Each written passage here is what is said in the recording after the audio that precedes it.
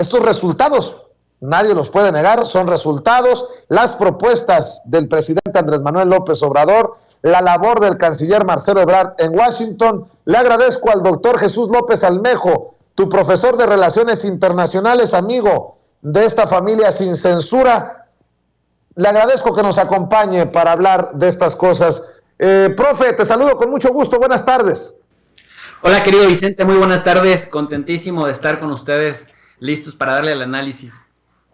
¿Cómo ves las propuestas del presidente Andrés Manuel López Obrador con Sembrando Vida, con Jóvenes Construyendo el Futuro? Pues muchos, para empezar, muchos de la oposición aquí en México estarán echando chispas, pero parece que avanzan las propuestas del presidente en Washington, al menos esa es la idea que tengo luego de la visita de la vicepresidenta Kamala Harris a México y las reuniones de hoy por allá en la capital estadounidense.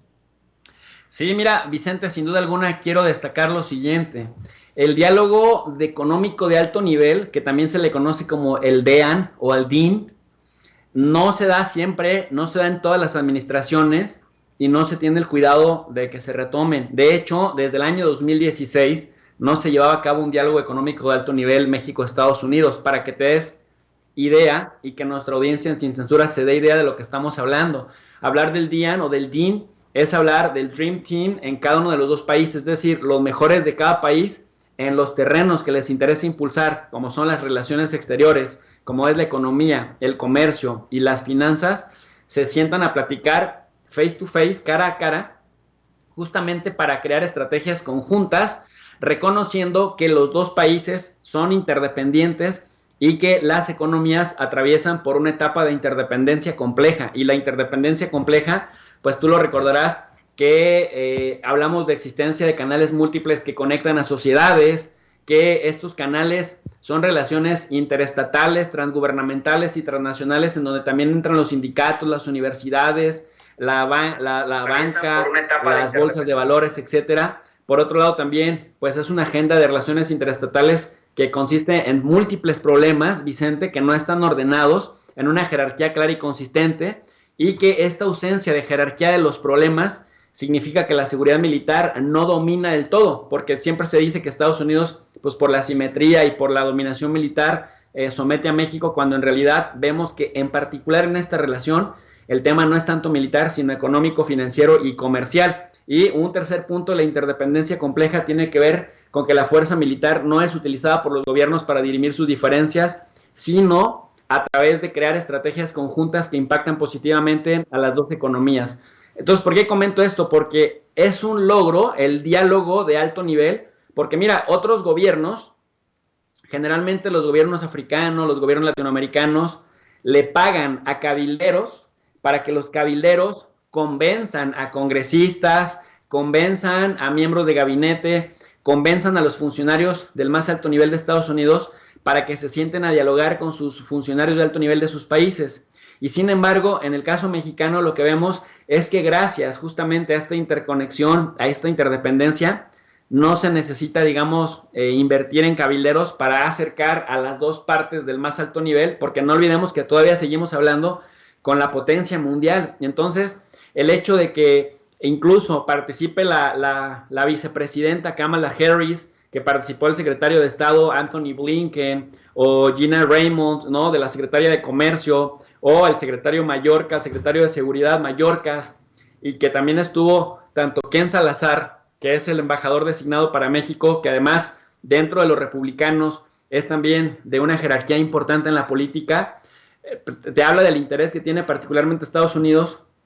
en esta administración, a la que ve bastante sólida. Por más que la prensa en México, Vicente, quiera dar a entender que López Obrador ha sido un desastre en el manejo económico, en el manejo de la pandemia, en las finanzas, en el comercio, en la inversión de macroproyectos, la verdad es que, si te lo digo de esta manera, si los chayoteros tuvieran por lo menos el 10% de razón, Estados Unidos no estaría recibiendo a Marcelo Ebrard y a Tatiana Cloutier en su papel de secretario de Relaciones Exteriores y en su papel de secretaria de Economía, con las banderas y con toda la plana mayor que los está recibiendo, con temas relacionados como fortalecer las cadenas de suministro esenciales para evitar disrupciones como las que generó justamente la pandemia el año pasado, cómo además mejorar y modernizar la infraestructura fronteriza. Tú ya lo mencionabas, México sigue insistiendo en que se abra la frontera por las pérdidas económicas de los dos lados de la frontera, junto con el apoyo también de gobiernos locales fronterizos y de gobernadores también de las fronteras de ambos lados que están presionando al Ejecutivo de Estados Unidos para que se abran las fronteras. Otro punto importante, Vicente, el de promover el desarrollo económico sostenido en el sur de México y Centroamérica, y con ello tratar de paliar la necesidad de que los migrantes centroamericanos y los migrantes del sur de México tengan que ir hasta Estados Unidos. El otro punto es el de invertir en capital humano, fortaleciendo y reentrenando a las fuerzas laborales de ambos países. Y el otro que me parece muy importante, garantizar que se tienen herramientas para prosperidad futura y que ahí habrá mucha colaboración en materia de ciberseguridad y tecnología digital. Vicente, yo quisiera regresar al segundo punto, si me permites, que me parece esencial, por una razón. Ahora los chayoteros y los supuestos analistas de centros de investigación vinculados a los chayoteros están diciendo que López Obrador es un represor de la migración. Siempre o nunca lo han querido bajar de ser un represor, y ahora dicen que López Obrador prefiere ser el guardián de la frontera de Estados Unidos en la frontera sur de México y reprimir a los centroamericanos, y están acusando a López Obrador de preferir echarse la responsabilidad histórica de reprimir a los migrantes centroamericanos en la frontera, cosa que es falso,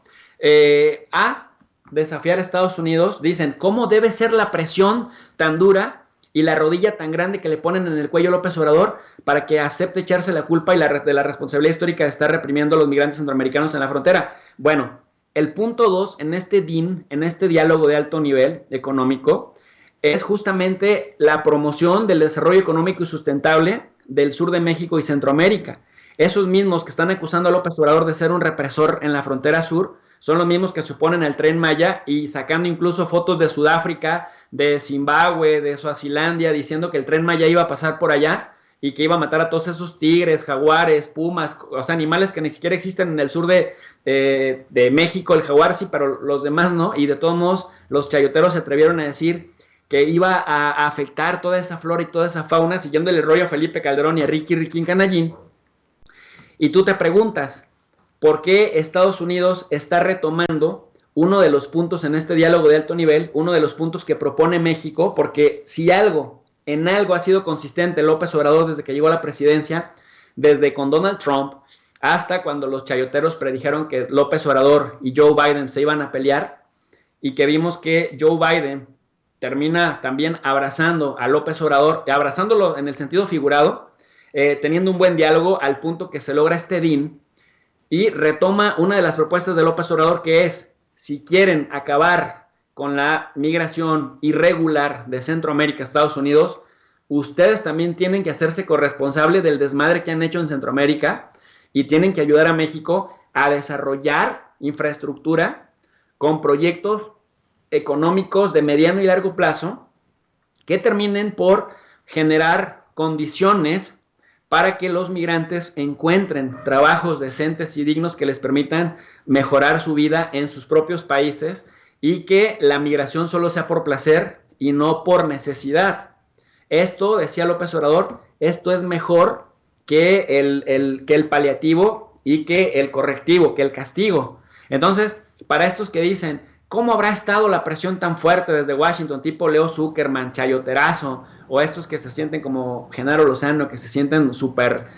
expertos en estos temas, y salen a decir como si no entendieran que en las negociaciones hay una estira y una afloja, y que justamente una de las propuestas, de las 4 propuestas de este diálogo de alto nivel, son de las que hace López Obrador? Nos da a entender, Vicente, que México no fue en calidad ni de peón, ni de empleado, ni de subordinado, sino todo lo contrario, como una contraparte que le dice a Estados Unidos, potencia mundial, estamos dispuestos a colaborar contigo, pero también necesitamos que cedas en esto. Y eso es parte de la negociación, Vicente. Si tú cedes en una negociación, no significa ni que seas débil, no significa ni que seas arrodillado, y no significa que seas peón del otro. Significa que estás negociando, y esa es la negociación. Ceder y ganar, ceder y ganar. En esencia, eso es, mi querido Vicente. Querido Jesús, se me viene a la mente el tuit que lanzó Lorenzo Meyer a quien respetamos, admiramos, Lorenzo Meyer, y creo que le contestó el presidente diciéndole que México no es pelele de Estados Unidos, cuando escribió hace 2 días: nuestro gobierno manda barcos de su armada con ayuda a Haití, pero también manda al Instituto Nacional de Migración y a la Guardia Nacional a impedir, incluso a golpes, que haitianos y otros salgan de Tapachula rumbo al norte. Debe ser fuerte la presión de Washington para obligar a México a esta contradicción. Bueno, pues creo que hoy se confirma que México no es pelele de Estados Unidos, y al contrario. Y tú me dirás, si me permites, para cerrar este análisis, y cuando puedas, en el transcurso del día, mañana, lo volvemos a retomar, este análisis, Jesús, con la información que nos vaya llegando. Yo te pregunto, por lo que escribe Lorenzo Meyer, por lo que estás diciendo tú, por lo que ha dicho el presidente Andrés Manuel López Obrador y de lo que nos estamos enterando hoy, exagero si digo que el gobierno de la Cuarta Transformación puede ser reconocido por, en tan poco tiempo, transformar el cochinero que traían en relaciones exteriores los gobiernos de Calderón, de Peña Nieto, y ahora poder sentarse al mismo nivel con la primer potencia del mundo a hablar, a dialogar en estas reuniones de alto nivel? Te lo digo porque si Anthony Blinken también reconoce la labor de México para el caso de los refugiados, de los que huyen de Afganistán, si el presidente Andrés Manuel López Obrador le manda una carta, así como se la mandó también a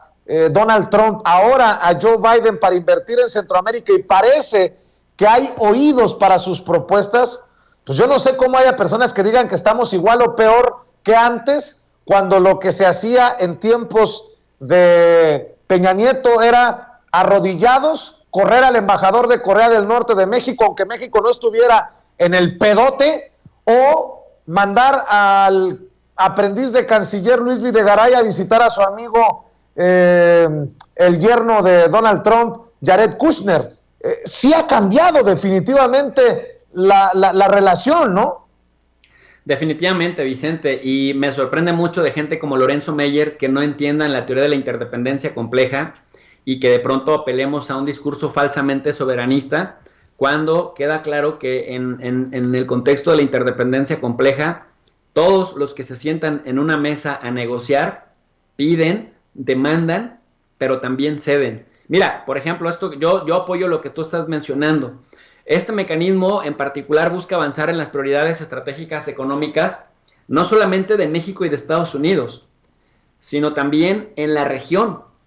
de Centroamérica, porque es donde finalmente viene la mayor cantidad de migrantes. Y esto implica que se quieren implementar estrategias para crear empleos, para que se invierta en la gente y para que se reduzcan las desigualdades, que ya de entrada sería algo que no lo veríamos de aquí a mañana, porque también es una cosa bien chistosa, y hoy lo vimos también con Alberto Peláez. ¿Cómo pretendes demandarle a este gobierno que de la noche a la mañana arregle todo y que tenga proyectos exitosos que rindan frutos en el cortísimo plazo, cuando tú mismo reconoces, en este caso Peláez, que anteriormente no veías ni polarización, ni veías ninguna anomalía, y si la veías te la callabas, le faltó agregar? Entonces, esto que dices me parece muy importante, porque efectivamente con Ebrard, de Ebrard se podrán decir muchas cosas y de López Obrador se podrán decir muchas cosas, pero no se podrá negar que sí llegaron a poner cierto orden en la Secretaría de Relaciones Exteriores y a recuperar el respeto que se tenía en Washington por México desde la época de Carlos Salinas de Gortari, que es la administración que más recuerdo que se habló de tú a tú con, en este caso, Washington, porque lo que fue Zedillo, Vicente Fox y el bravucón de Felipe Calderón, que nada más servía para braviar, y al momento de materializar esa bravura terminaba siempre arrodillado, incluso permitiendo agentes con armas en México, y bueno, Peña Nieto fue una caricatura de presidente y así lo vieron en Washington. Entonces ahora se está volviendo a respetar a una administración de gobierno mexicana, y en esto ha tenido mucho que ver Marcelo Ebrard, por supuesto, la Cancillería y el trabajo especializado que hace la gente del Servicio Exterior mexicano, y por supuesto el hecho de que tengas a una persona, no como Medina Mora, pero como Esteban Moctezuma, que le sabe a la administración pública federal y al mismísimo López Obrador con más respaldo que el mismo Biden de sus respectivos pueblos, eso te habla de que sí se le ve como un par, como un aliado estratégico. Y otra cosa importantísimo, querido amigo, y esto a juzgar por los números, no son opiniones porque uno sienta simpatía o no por algún gobierno o por otro. Pero ya desplazamos otra vez a China en pleno 2021, en los 2 primeros trimestres, que es como se mide la economía, ya desplazamos nuevamente a China y a Canadá como los principales socios comerciales de Estados Unidos. Por lo tanto, sí o sí te tienen que ver con respeto. Y otra cosa importante, México le compra y le vende más a Estados Unidos que Alemania, España, Francia, Italia, Austria, España, Portugal, juntos puestos todos en una canasta. México representa el 15% de todo el comercio de Estados Unidos, de la máxima potencia mundial. Tenemos un comercio por casi 600 mil millones de dólares. Y esto no se tiene que echar en saco roto, porque aunque los chayoteros dicen que con Peña y con Calderón se crearon los cimientos para que se alcanzaran estos niveles fuera posible, lo cierto es que desde que llegó López Obrador, aún en el contexto de la pandemia, no dejamos, creo que un trimestre del 2020 China nos desplazó, pero nuevamente en la segunda parte del 2020 y en todo el 2021 volvimos a desplazar a China como el principal socio comercial. Y eso te habla de que los acuerdos que se alcanzan, por ejemplo, en materia de DIN, como el relanzamiento de la creación de un grupo de trabajo bilateral para las cadenas de suministro, es decir, para que no se pierda ese ritmo comercial, sea central en estas negociaciones. Entonces, el mismo hecho de que Estados Unidos haya pedido a México que se recuperara este diálogo, Vicente, te habla del papel que se está haciendo en esta administración, que me parece bastante positivo, aunque en México a la prensa tradicional le cuesta trabajo aceptarlo. Claro que sí, pues profe, te invito para, en la medida de tus posibilidades, seguir analizando esto para la audiencia de Sin Censura. Por lo pronto, a esa misma audiencia inteligente y diferente de Sin Censura hay que invitarla para que vaya a tu canal de YouTube y te siga respaldando, te siga apoyando.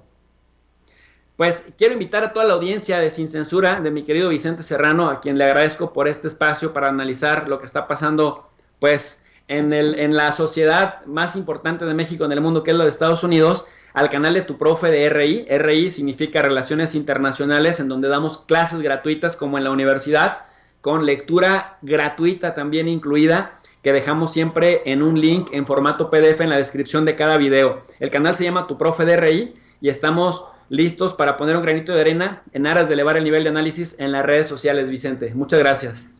Te mando un abrazo, profe. Es el doctor Jesús López Almejo, Tu Profe de RI, hablando con nosotros sin censura.